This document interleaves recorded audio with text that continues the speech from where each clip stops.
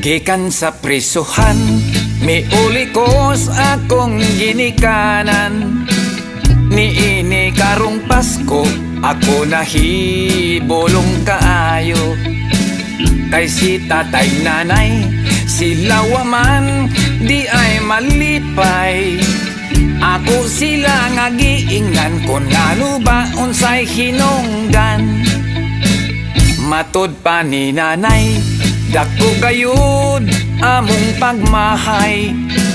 Nining imong pagpuga, kaming duha ang nabalaka. Wa ka lang masayod, nagantos mi ug nagkalisod.